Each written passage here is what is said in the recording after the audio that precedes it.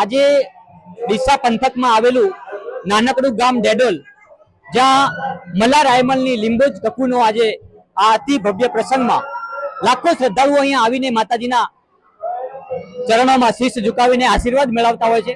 તો મારી સાથે એક બેન જોડાયા છે। બેન, શું નામ છે?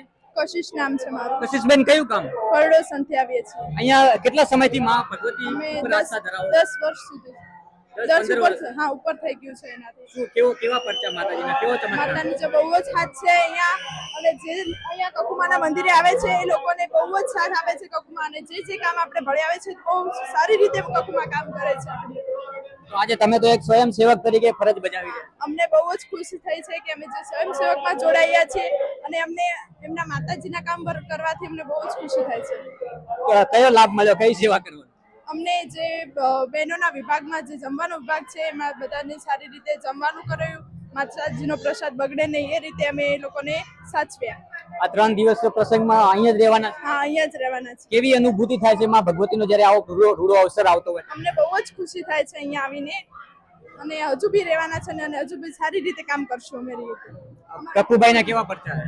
બહુ જ સારા પરચા છે। અમને એવા અનેક લોકોને બહુ જ સારા પરચા આપેલા છે કકુમાએ। આખો પરિવાર આવ્યો છે અહીંયા? હા, પૂરો પરિવાર આવે છે।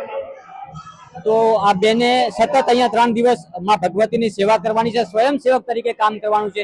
બહેનોના વિભાગમાં જે પણ અહીંયા બહારથી બહેનો આવતી હોય માં ભગવતીના ચરણોમાં, એમને સાચવવા, એમને રાખવા, એમને જમાડવા, તમામ પ્રકારની સુવિધાઓ એમની પૂરી પાડવી, એ સેવા અહીંયા કરી રહ્યા છે। સતત 15 વર્ષથી આ માં ભગવતી સાથે એમની આસ્થા છે, અને એ આસ્થા સાથે આજે અહીંયા પહોંચ્યા છે આ અવસરમાં 4 ચાંદ લગાવવા માટે। નમસ્કાર।